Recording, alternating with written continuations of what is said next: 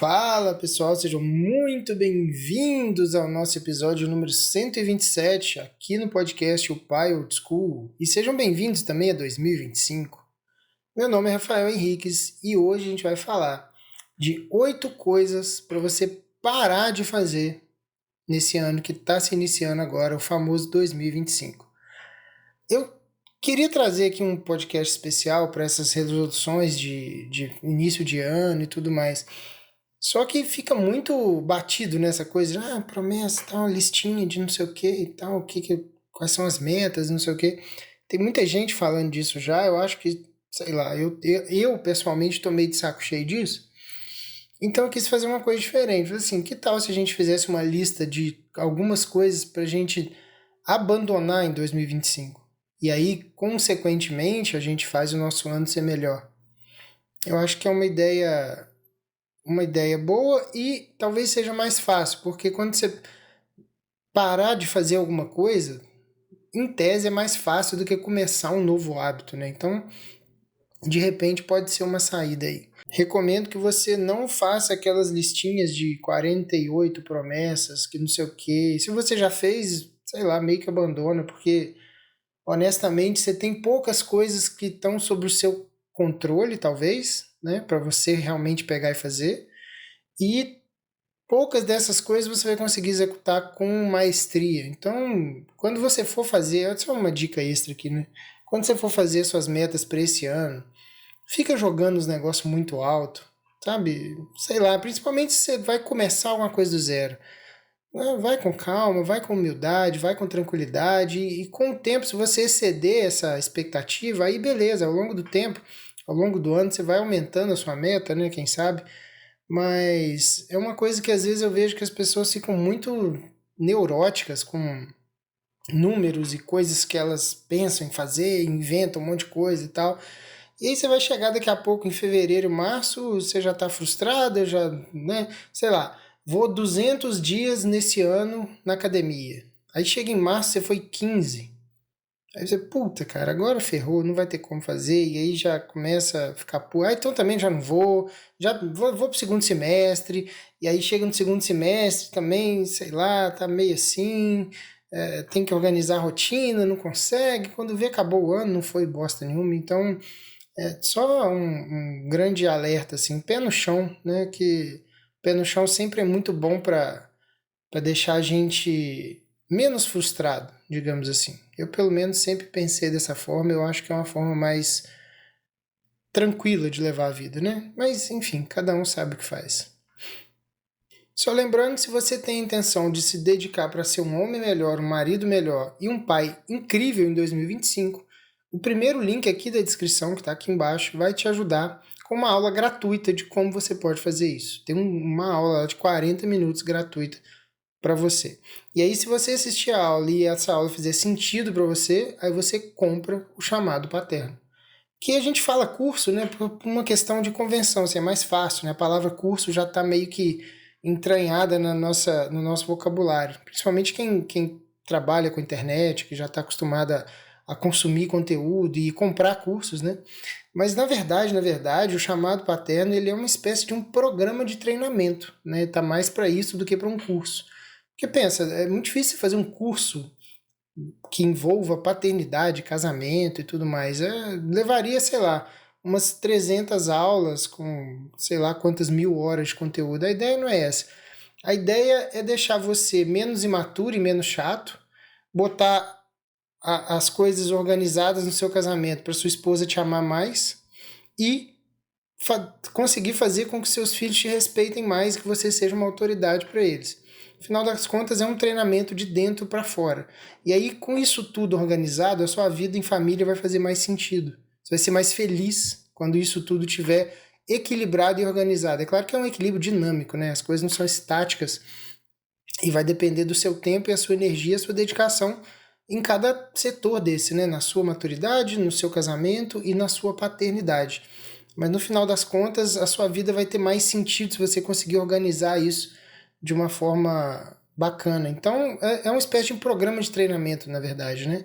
E aí, se você vê que a aula gratuita fez sentido para você, você compra ele custa a bagatela de R$ 49,60 por mês, né? São 12 parcelas, e aí você tem acesso às aulas, e você tem, pasmem, 30 dias de garantia. Você tem 30 dias para consumir tudo que está lá, e se você achar que ainda assim não é para você, você pede reembolso, e aí eu te devolvo essa, pelo menos a primeira parcela, né, que já vai ter descontado, os 49 e pouco que já vai ter descontado aí, e aí você pega o seu dinheiro e ficamos todos felizes. Eu não tenho uma pessoa insatisfeita lá dentro, e você tem o seu dinheiro de volta. É basicamente esse o acordo. Então vamos lá, vamos começar aqui. A gente tem 8 coisas para a gente falar hoje, 8 coisas para não fazer em 2025, para você parar de fazer e que eu acho que vão deixar a sua vida melhor, né? A primeira coisa é: pare de se diminuir como homem e como chefe de família. Eu não sei se você lembra, mas tem um livro muito famoso de um canadense aí chamado Jordan Peterson, que ficou muito famoso, né, quando lançou, que foi o 12 Regras para a Vida. Lá naquele livro, aliás, o livro é muito bom, muito profundo, tem muita coisa interessante ali, é que algumas coisas viraram conteúdo de fácil palatabilidade, né? Então o pessoal simplifica muitas coisas que ele fala para botar no rios e tal. Mas na verdade o livro é muito bom, muito profundo, eu recomendo. É o primeiro livro dele de mais alcance, né? Ele tem um muito antigo, que é o Mapas do Significado, que aí realmente é psicologia pesada, né? É um negócio bem mais complexo, é muito mais profundo e tudo mais. O 12 Regras, ele tem um alcance maior, né, mais popular, mas também tem uma profundidade legal. A primeira regra que ele coloca, né, das 12 regras do livro, a primeira regra é costas eretas, ombros para trás. E ele constrói todo um argumento do porquê você deveria andar com as costas eretas e com os ombros para trás, falando sobre a antropologia das lagostas, né? Como as lagostas... Antropologia é uma palavra estranha, né? Porque antropo quer dizer homem, né? Então, assim, a lagostologia, digamos assim, a forma como as lagostas se organizam socialmente. Vamos colocar dessa forma. E lá ele vai dizer que algumas pesquisas que ele estudou, ele, né, concluiu ali que as lagostas, elas, quando elas entravam em combate, né, por território, por fêmea, etc., por alimento, elas tinham dois comportamentos distintos, né? A que ganhava ficava muito imponente, muito feliz, muito confiante, então ela tinha até uma postura melhor, uma postura mais altiva, digamos assim, e a que foi derrotada ficava cabisbaixa, sem vontade de cantar uma bela canção, né? Como diria o Joseph Klimber. E ficava meio triste, vagando por aí e tal, e muito provavelmente ela não ganharia mais nenhuma luta, porque ela já estava praticamente com a ideia de que ela é derrotada. Então ela tem uma vida muito pior, provavelmente ela vai vagar por aí, sem um território, sem uma fêmea, não vai procriar e tal.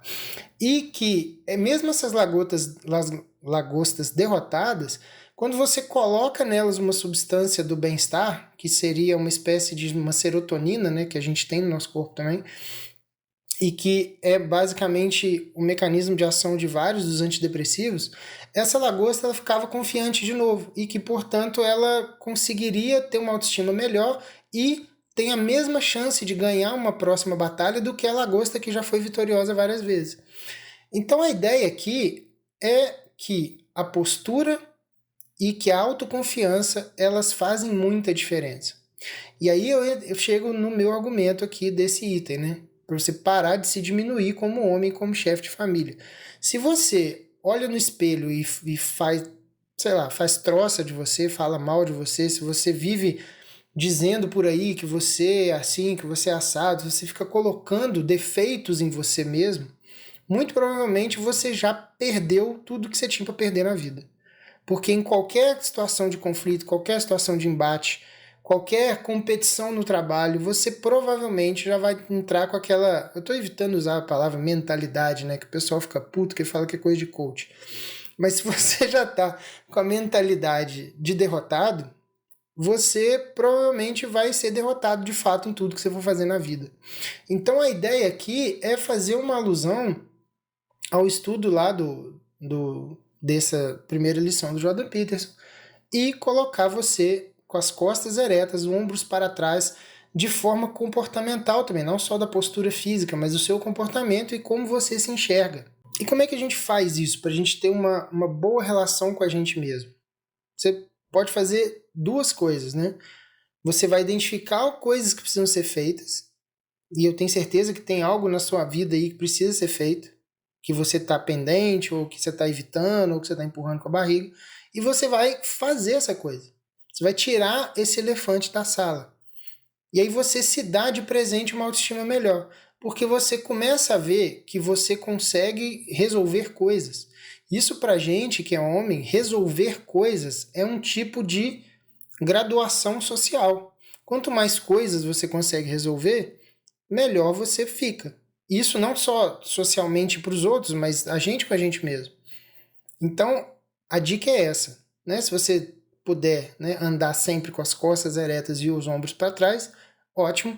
Mas se você puder resolver problemas pendentes do ano passado, que você sabe que você está enrolando para fazer, que você sabe que você está largando para lá de teimosia, é muito bom você fazer isso para que você automaticamente pare de se diminuir como homem, como chefe de família. Então, eu acho que isso vai te dar um upgrade aí na hora de você lidar com o seu 2025.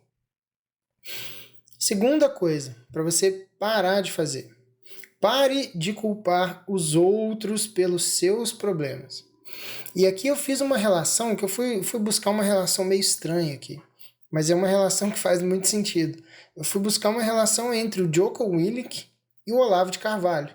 Né? O Jocko, ele tem um livro chamado Responsabilidade Extrema. É um livro que eu particularmente não gostei tanto pela construção dele. Porque aquelas historinhas lá da guerra no Afeganistão e tal, eu achei muito chato aquilo, cara. Aí ele conta uma história danada, que não sei o quê, porque ele, quando era comandante, né, porque não sei o quê, porque a relação deles com a porra do exército de lá. E aí, cara, muito chato, cara, muito chato. Mas pra quem gosta de guerra, talvez seja um prato cheio, né?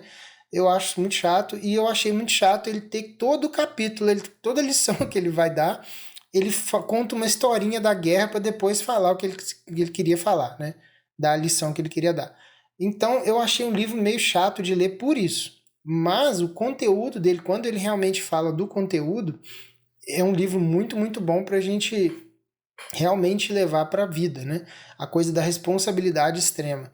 Por outro lado, tem um corte do Olavo muito famoso, que vira e mexe aparece para mim, eu acho que eu tenho ele salvo até, de vez em quando eu assisto aqueles vídeos salvos, né, que a gente deixa no Instagram, e eu uso também para tirar a ideia, para conteúdo e tal, e de vez em quando eu me deparo com esse vídeo do Olavo, uma aula dele do COF provavelmente, e ele falando assim, bom, então você vai fazer o seguinte, a partir de hoje, tudo que te acontecer é culpa sua.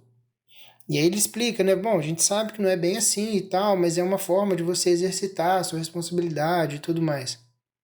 E aí o próprio Jocko, nesse livro, um dos capítulos mais legais que eu achei, ele conta a história, né, que ele fazia uma consultoria para uma empresa muito grande, uma consultoria empresarial, onde ele falava sobre essa questão da responsabilidade extrema, né?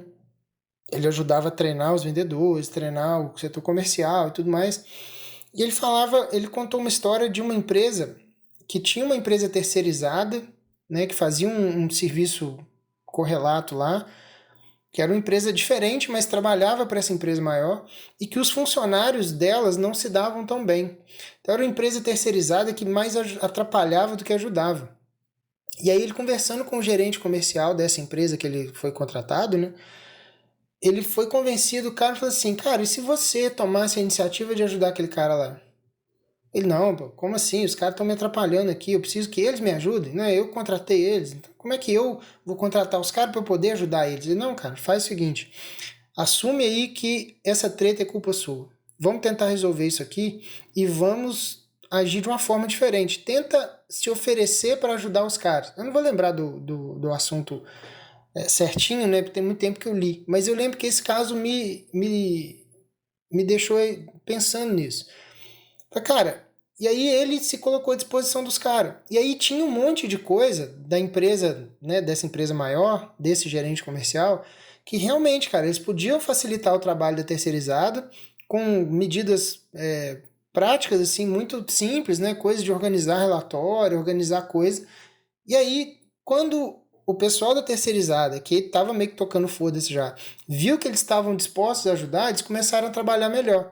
Então, uma iniciativa dessa de, ao invés de você culpar outras pessoas pelos seus problemas, você colocar assim, cara, e se eu tentasse ajudar essa outra pessoa que está me atrapalhando, que aí pode ser, sei lá, sua esposa, pode ser um colega de trabalho, pode ser seu filho, né? Às vezes seu filho está azucrinando a sua vida. Na verdade, às vezes ele está precisando de alguma coisa, só que ele não sabe pedir, não sabe organizar, não sabe racionalizar aquilo. E aí ele apurrinha a sua vida, você fica puto, ele chora, ele, enfim, faz birra.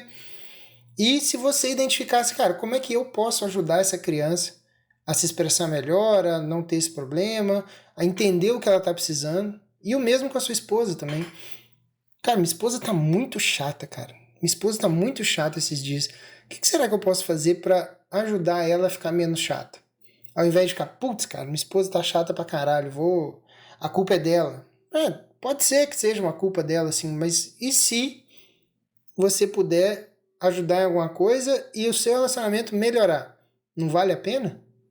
Né? Então, assim, a ideia é, parando de culpar os outros, você começa a tentar resolver as coisas independente de quem está errado, independente de quem precisa melhorar e tal, mas de repente tem alguma coisinha a mais que você pode fazer para conseguir azeitar mais essa relação. Faz isso por uma semana, depois você me conta o resultado aqui. Bom, vamos para a terceira então. Pare de ser sedentário.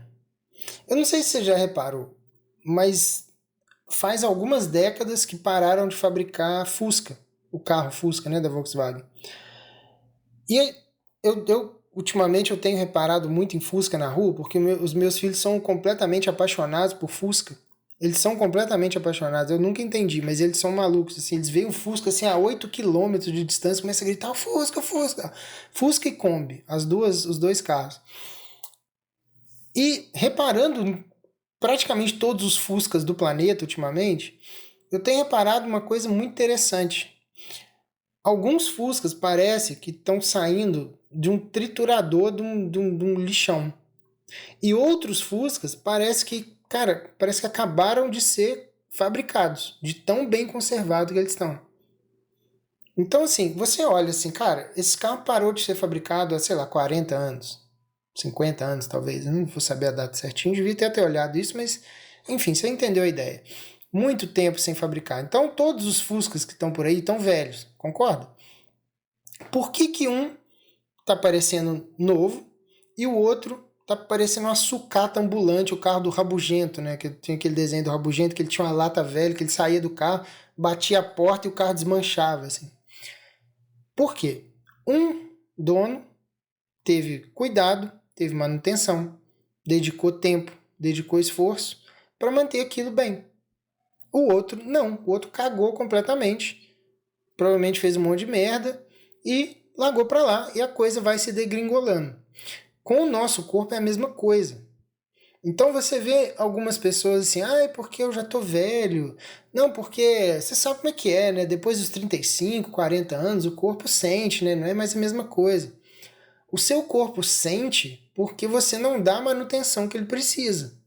Se você tiver, né? Se tem um Fusca lá dos anos 70 que teve a manutenção correta ao longo de 50 anos, ele vai chegar em 2025 muito melhor do que um Fusca que está caindo aos pedaços.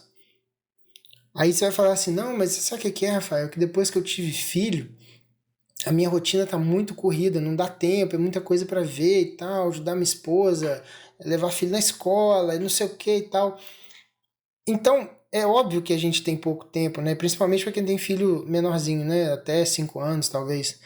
Mas aí eu tenho uma solução para você, que é um encontro muito especial que eu vou fazer no Instagram com o Lucas Marsola, que é educador físico e que é pai e que tem se especializado em produzir conteúdo para pais que não tem tempo para fazer atividade física e que traz soluções para gente que tem pouco tempo conseguir, de fato, executar um treino dinâmico, um treino tranquilo que dê para ser feito dentro de casa. né? Eu não sei se vai falar especificamente disso na nossa live, mas a gente vai puxar esse assunto, obviamente.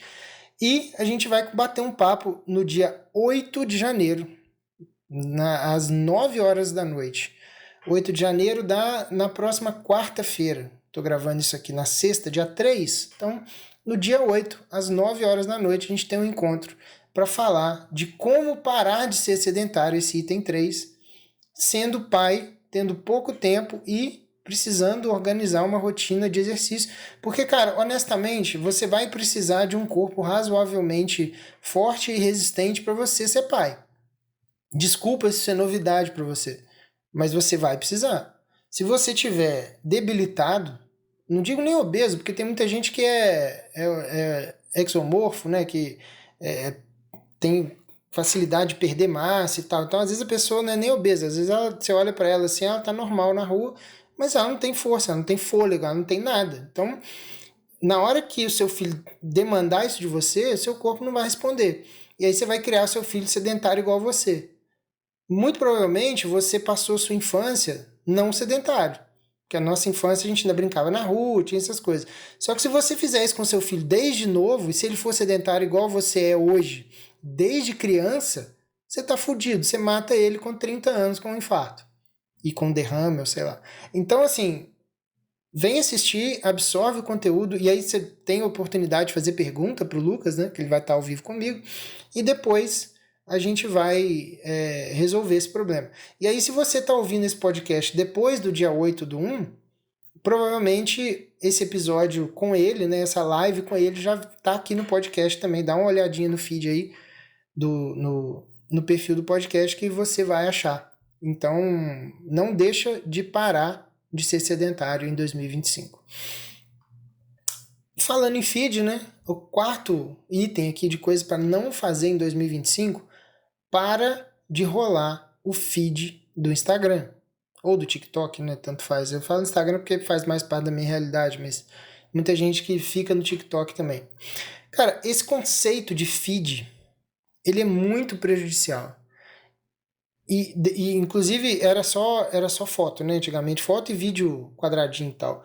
Depois que o TikTok inventou esse formato de Reels, aí, cara, esse formato ele foi elevado assim a um nível de crack e LSD, assim, tamanho é a capacidade de viciar a pessoa e tamanho é os problemas que dão no cérebro da pessoa. Eu não sei se você lembra na época do Orkut, o Orkut não tinha feed. Não sei se você já parou para pensar nisso. O Orkut ele não tinha feed, não tinha nada passando na sua cara. Você entrava, a gente não tinha celular também, né? Não era smartphone. Você tinha que entrar no computador, ligar o PC, e aí você entrava, você logava lá, e aí você caía no seu perfil. Para você consumir conteúdo, ele era todo compartimentado. Você tinha que ir atrás das coisas, né? Você tinha ali as comunidades, você tinha o perfil das pessoas. Então você ia lá para ver se tinha um depoimento novo, se não sei o quê, qual era o estado civil da pessoa. Aí você ia nas comunidades que você gostava de acompanhar para saber se a notícia da sua banda preferida, se você tinha, sei lá, tinha piada nova lá na comunidade do Mortadela. Enfim, tinha um monte de comunidades que você tinha ali em alta conta, né, que era do seu interesse, que ficava, inclusive, quando você clicava lá na aba comunidades, as que você entrou por último, e que você comentou por último, elas ficavam mais para cima. Então você tinha facilidade de voltar naquelas comunidades onde você participava. O Facebook ainda tinha os grupos, né? Quando lançou o Facebook, veio aquela coisa do feed. Cara, eu demorei muito para me acostumar com aquilo. Era um inferno. Porque aquela porra ficava me mostrando coisa que eu não queria saber. Mostrava assim, por exemplo, eu tenho um amigo no Facebook que esse amigo curtia uma banda de sertanejo, sei lá, uma dupla qualquer de sertanejo. Ele comentava na porra do perfil do sertanejo, aquela merda aparecia pra mim. Parecia assim, o fulano comentou tal coisa no perfil da dupla. Aí vinha o comentário dele embaixo, cara, eu não quero saber disso. Eu tô cagando pra essa dupla aí porque esse caboclo comentou. Eu não quero isso. Então você começou a ter um monte de coisa jogada na sua cara que você não tinha interesse. Na época do Orkut você tinha mais autonomia, tanto quanto ao conteúdo, quanto à velocidade do consumo, né? Você entrava numa comunidade daquela, você ficava ali horas, cara, debatendo algum assunto, complementando alguma coisa. e tal, você tinha ali muitas comunidades muito grandes, né? Você tinha ali todo um nicho, um ambiente onde tinha pessoas interessadas naquilo, não tinha intervenção externa, né? Para você participar dali, você tinha que estar lá dentro, não aparecia aleatoriamente no feed de alguém. Então, entende como assim, antes você precisava ir atrás do conteúdo. Agora, você é bombardeado por um monte de merda que você nem sabe o que que é, mas que te entretém. Sempre tem uma piadinha, sempre tem um negocinho, sempre tem um... E isso é o tal do algoritmo, né? O feed, o algoritmo, ele vai decidir o que, que você vai ver e com qual frequência e de qual produtor de conteúdo. Então, assim, e aí agora os caras criaram ainda aquela aba do Reels, que é um botãozinho que você fica só vendo Reels de nego que você nunca viu na vida, de conteúdo aleatório, mas que estão em alta e que estão viralizando. Então, pô, agora há pouco eu tava vendo alguma coisa ali, aí rolei o feed assim, o Reels, apareceu um cara de moto batendo a 200 km por hora. Ah, uma notícia, um site de notícias, sei lá, uma notícia regional. O cara do nada foi acelerar a 200 por hora para ver se conseguia chegar em 200 numa estrada. De repente um carro foi sair da via, foi entrar na via assim e patifou tudo. Por que caralho que eu tô querendo ver disso? Nada. Tem nada. Eu não quero ver isso. Aí tem um botãozinho lá, não sei se vocês sabem também, né? De você clica lá e fala assim, não tenho interesse. Aí você pode botar lá, não tenho interesse nessa conta, nesse assunto, nesse tópico, tá? Eu botei já, não tenho interesse na conta, que é pra parar de ver notícia retardada, que eu não tenho interesse nisso. Quero perder meu tempo com isso. Então isso vai te deixando viciado, cara. E é por isso que hoje em dia rede social virou um veneno pro cérebro. Porque as pessoas ficam presas naquilo ali. E aí quando você vê, você tá rolando o feed ali igual um débil mental por horas. Você chega depois do trabalho, cansado, senta no sofá, começa a rolar aquela porra. E aí você fica igual um mongoloide ali, 2 horas ali. E aí tem uns estudos, cara, que são muito interessantes, que você né, fizeram com pessoas que ficaram rolando feed assim um tempão. E aí depois os pesquisadores perguntaram para elas se elas sabiam numerar pelo menos alguns dos vídeos, descrever o que elas tinham acabado de ver. E a maioria não fazia ideia do que viu há, sei lá, 2 minutos atrás. Então é um negócio idiotizante mesmo. Então, assim, para te ajudar com isso, eu queria fazer um apelo aqui, né? Tem algumas coisas que a gente pode fazer. O primeiro, que isso é uma coisa que eu já faço há muito tempo, para de seguir muita gente, cara. Para de seguir muita gente. Você não tem. Eu tava preparando esse conteúdo aqui, eu comecei a ver alguns seguidores meus, comecei a ver quantas pessoas, mais ou menos, né, as pessoas que me seguem estavam seguindo. Cara, tem gente ali que eu vi agora há pouco, antes de começar a gravar. Tem gente ali que segue 1.800 pessoas, cara. Não tem condição um negócio desse. Não tem. Cara, aquilo. Cara, e aí, ó, você começa a seguir um monte de gente que você nem sabe o que que é, nem nunca. Aí você, porra, você morou há 5 anos atrás numa cidade, tinha uma lanchonete, aí você segue a porra da lanchonete, e aí você tá até hoje recebendo coisa, dancinha do dono da lanchonete, sabe? Umas coisas, cara, que não faz o menor sentido. Então, assim, eu recomendo e eu tento fazer isso já há muito tempo. Geralmente eu não consigo, porque aparecem outras coisas importantes para mim e eu começo a seguir até para ter ideia de conteúdo. Mas você que só consome, né, se você não é um produtor de conteúdo, você só consome, cara, tenta seguir menos de 50 pessoas. 50, 60 no máximo. No máximo 60 pessoas. E somente quem cria conteúdo de fato. Para de ficar dando audiência para nego retardado. Porque esse tipo de coisa vai te deixando mais mongoloide. E aí você, depois, daqui a pouco, você não consegue sentar para ler uma página de um livro, porque você não tem mais atenção, seu mecanismo de atenção está todo arregaçado, e você não sabe por quê. Então, assim, o Instagram, cara, ele não precisa ser a vida real. Você não precisa seguir o seu vizinho por educação, seguir seu, sabe, assim, vou seguir minha tia lá do interior, porque se eu não seguir, ela vai ficar brava comigo. Cara, foda-se, entendeu? Você vai ficar vendo coisa. Aí tem gente que vai ver assim, nossa, mas essa época de final de ano é muito difícil, porque tá todo mundo na praia. Eu tô aqui trabalhando, tá todo mundo na praia, que não sei o que, né? Para de seguir a porra do seu colega de trabalho, porra. O que você ganha lá vendo que o fulano tá na praia? Caralho. Aí a pessoa vem falar isso comigo, cara, eu não tô sabendo de nada, eu não sigo ninguém, quase ninguém, né? Praticamente ninguém assim que é próximo. Eu não sei da vida das pessoas, não me interessa. O que eu quero saber ali é o que eu posso ter de ideia para quem produz conteúdo sobre o que eu produzo, para eu conseguir pegar algumas ideias para produzir para vocês.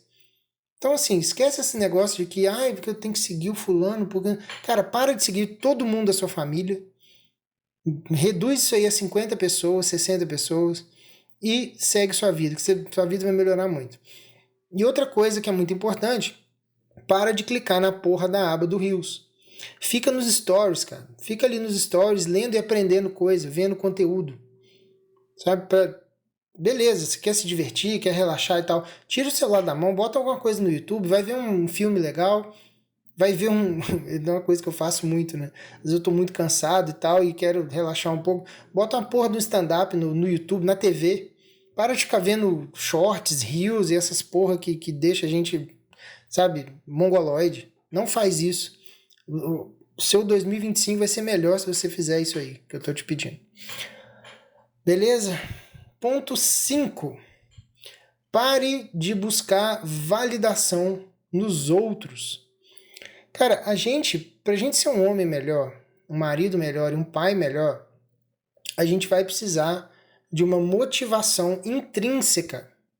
A gente vai precisar entender que a gente precisa buscar certas coisas pra gente melhorar. E não ficar vendo o que os outros fazem, ou pior ainda, esperando elogio dos outros pra gente ser feliz, pra gente saber que a gente tá no caminho certo e tal. Isso é uma doença, cara. Não faz isso. É próprio do homem adulto, né? Ele tem em mente o que ele quer da vida. E ele se inclina naturalmente para aquilo, independente do que os outros façam ou queiram dele, né? Eu dou um exemplo muito comum, né, da questão da academia, né? A pessoa vai começar na academia e fala assim, não, vou começar na academia, mas eu vou começar só daqui a 3 semanas, porque minha esposa vai começar comigo. Vou começar, né, porque meu amigo tal, a gente vai começar junto, para motivar o outro, né, você sabe, né, e tal. Cara, você tá esperando uma outra pessoa para você fazer o seu exercício? É sério isso? Então, assim, aí beleza, aí você espera 3 semanas, aí a pessoa começa a ratear também, que também não tem nenhuma motivação própria, né, para fazer aquilo, faz porque, eu acho que precisa e tal, eu vou fazer, não entende os benefícios, não entende para quem ela tá fazendo aquilo, porque no fundo, a gente faz essas coisas, a gente que é homem adulto e chefe de família, a gente faz essas coisas pra gente poder servir melhor os outros, a gente poder servir melhor nossa esposa, servir melhor nossos filhos, né? Se você depende de uma outra pessoa para você ter motivação, para poder ir lá na academia e fazer o que você tem que fazer. E aí a pessoa às vezes, tá chovendo, tal, a pessoa não vai, você também desanima. Então assim, se você for ficar buscando validação dos outros ou motivação dos outros para fazer as coisas, seu 2025 vai ser a mesma merda de 2024. A verdade é essa, desculpa. Né? Então, assim, se você ainda não tem motivações intrínsecas para as coisas que você sabe que precisa, vai ficar bem difícil. E aí essa motivação, cara, ela vai vir também de você entender, como eu disse, né? Qual é a história que você está contando? Qual é a história da sua vida? Qual é a história que você quer contar no dia que você morrer? E aí, beleza, depois que você entendeu qual é a história que você quer contar, agora fica mais fácil, você sabe o que você tem que fazer. E aí você vai ter as convicções para agir naquele sentido. E aí, só para dar uma introdução sobre narrativas humanas, né? Isso é uma coisa que eu falo lá no treinamento, no chamado paterno, são as narrativas possíveis do ser humano, né? A maioria das pessoas passa a vida numa narrativa que é impossível, que é a narrativa animal, que é uma narrativa que a pessoa vive fugindo da dor e buscando prazer. Fugindo da dor, buscando prazer. Esse é o drive da vida de 99% das pessoas, principalmente no país de terceiro mundo igual o nosso. Então você foge do prazer, foge da dor e busca o prazer. Então, obviamente, você vai precisar de validação dos outros para te dar aquele prazerzinho para você fazer as coisas. Isso, né? Quando você tem uma estrutura narrativa onde você entende que você precisa fazer certas coisas, você conta uma história em primeira pessoa, baseada num objetivo que você tem muito claro em mente, isso acaba.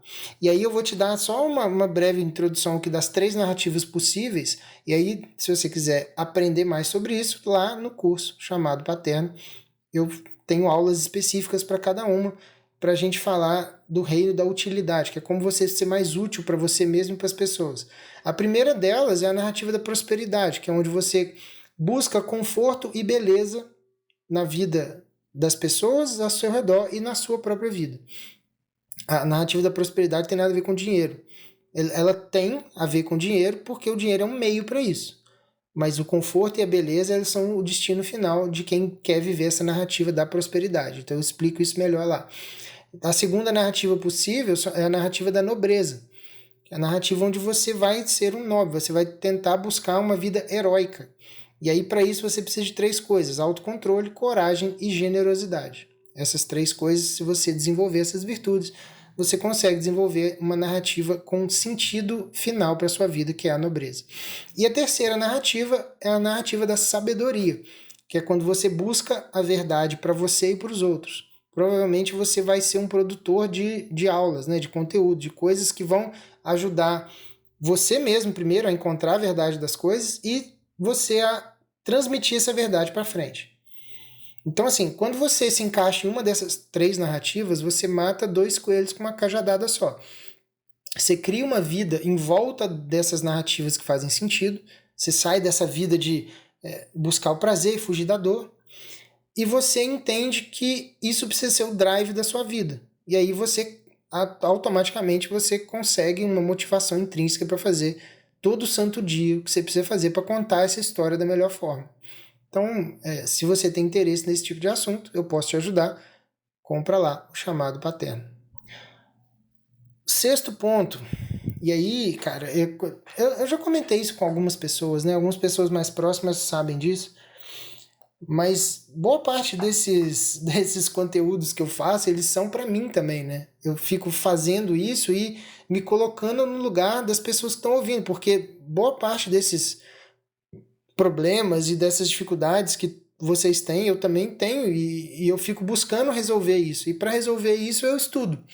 E quando eu estudo isso e eu concluir que aquilo é importante, que aquilo faz sentido, eu organizo de uma forma que fique bacana para você ouvir no podcast. Então, no final das contas, tudo isso aqui também serve para mim, né?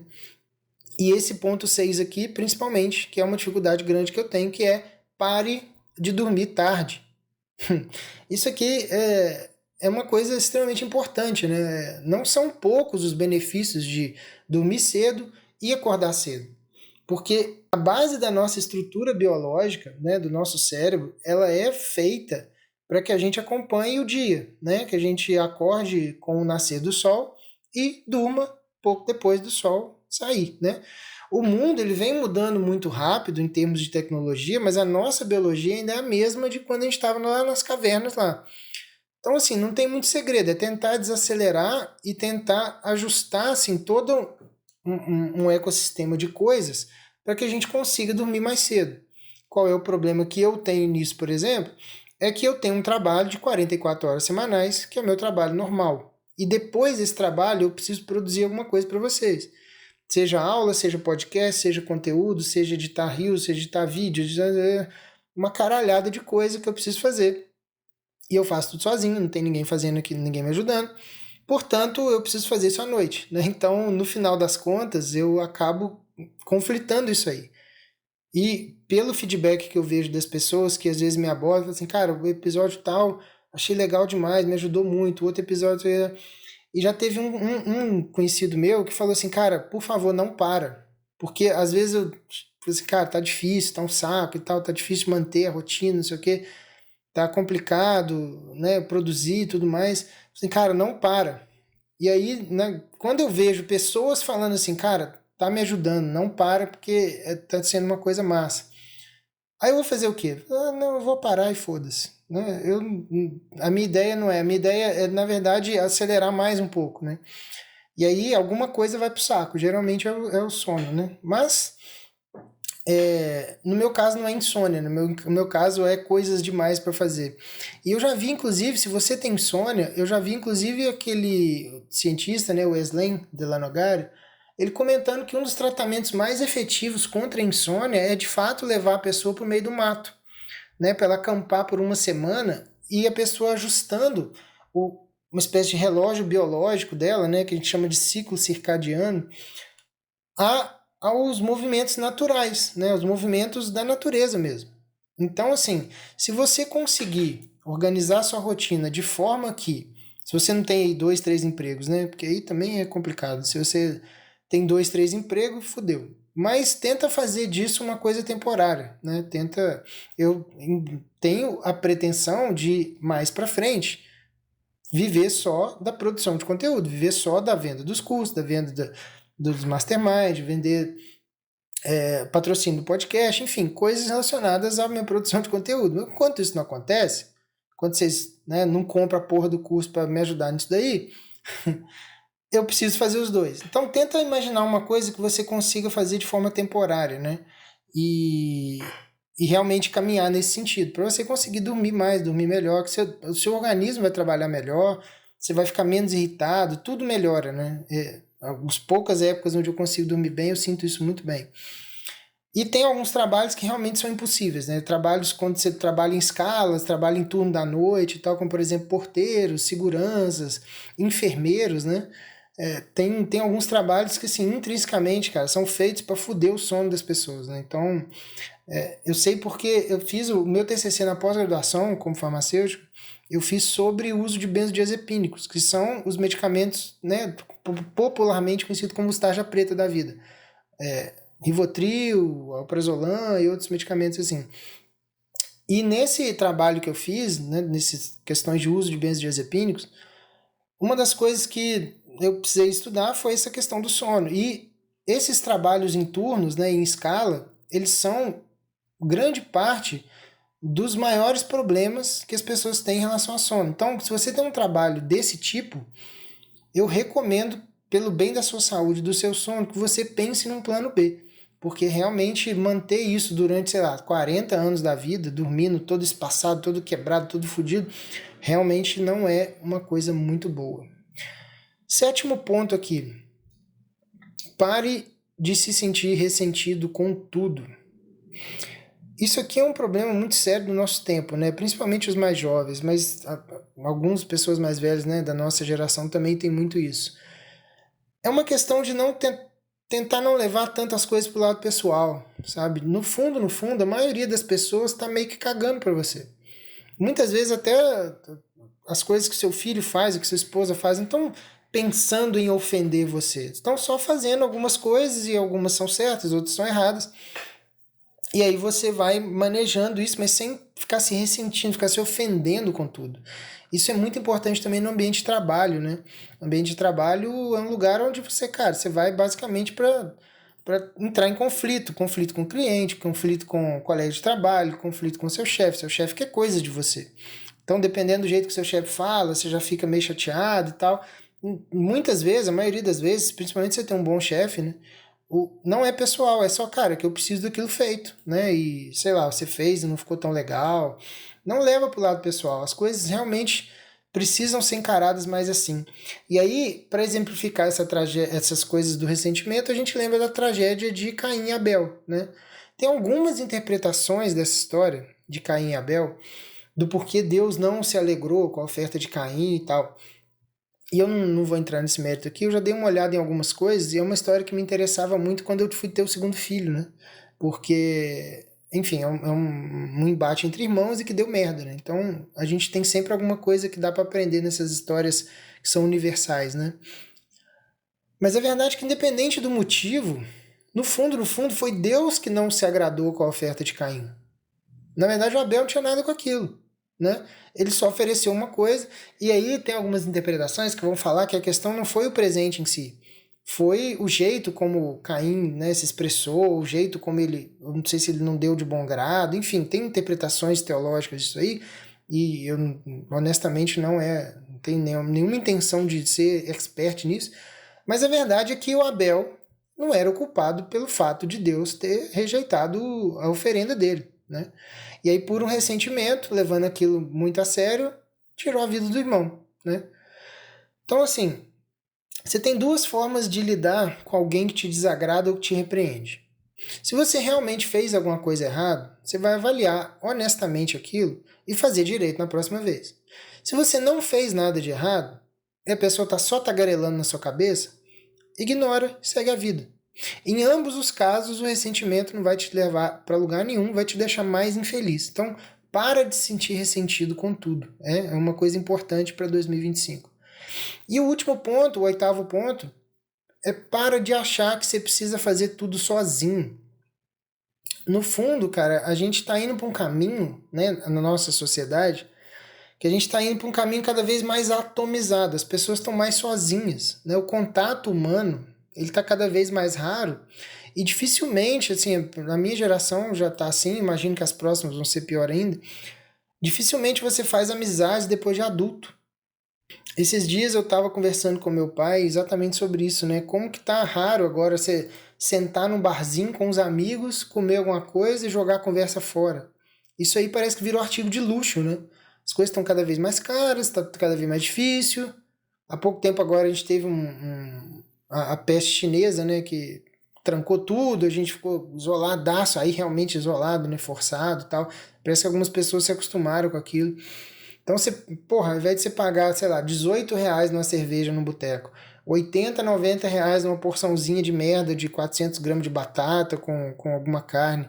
Então você, porra, você vai sair hoje em dia, você come um pouquinho, toma duas cervejas, né, não sei o quê, R$ 180. Você, sua esposa e um filho ou dois no máximo.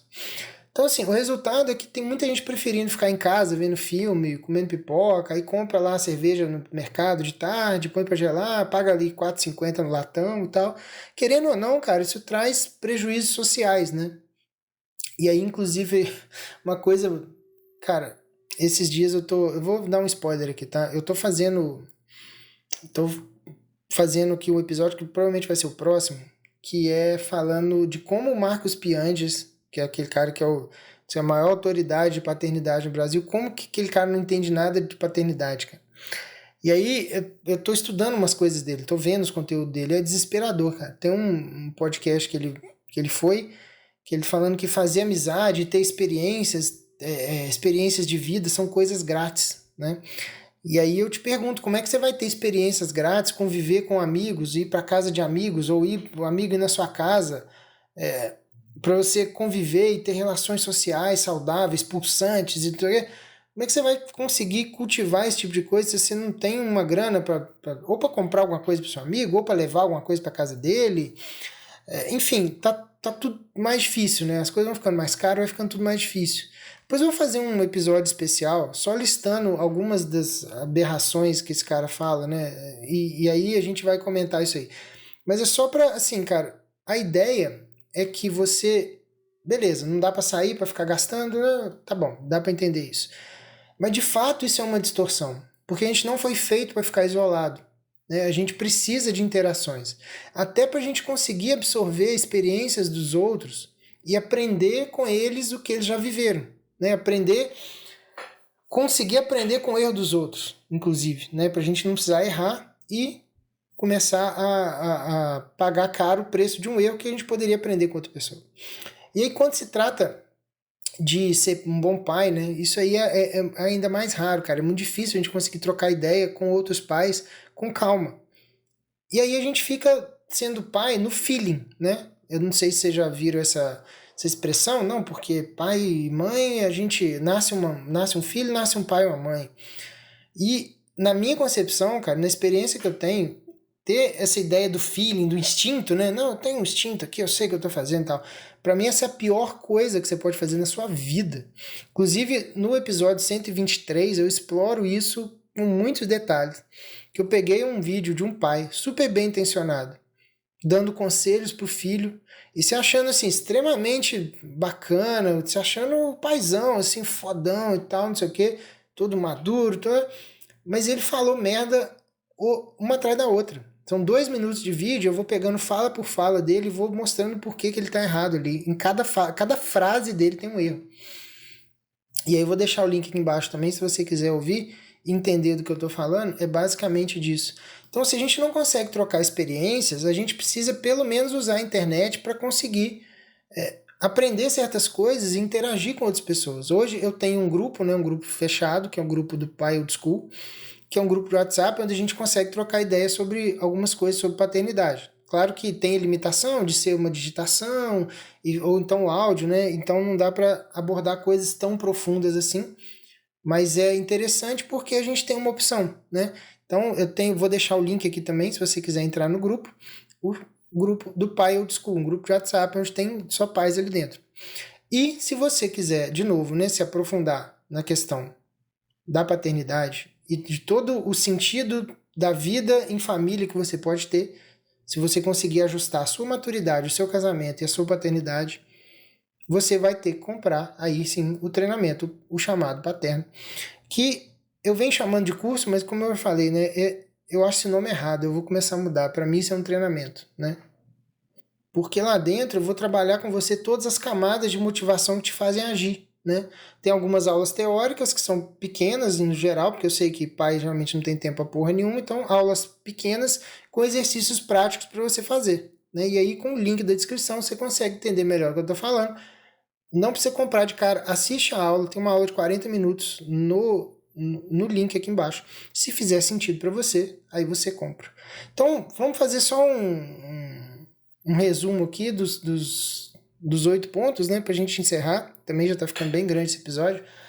Os 8 pontos para você parar de fazer em 2025. Primeiro, para de se diminuir como homem e como chefe de família. Segundo, para de culpar os outros pelos seus problemas. Terceiro, pare de ser sedentário. Quarto, pare de rolar o feed do Instagram.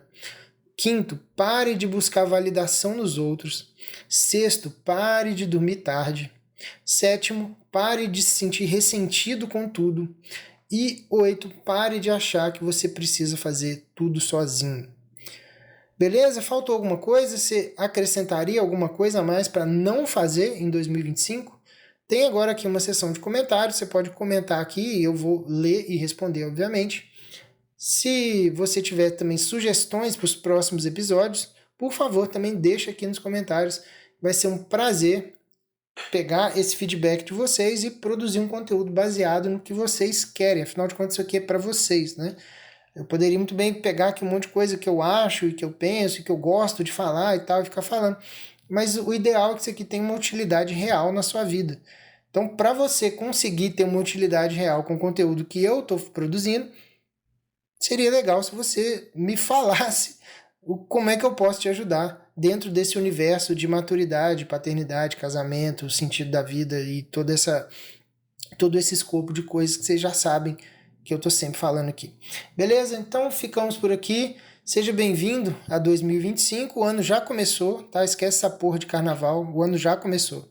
Então para de fazer pelo menos essas 8 coisas que vai dar bom. Beleza? Muito obrigado e até a próxima.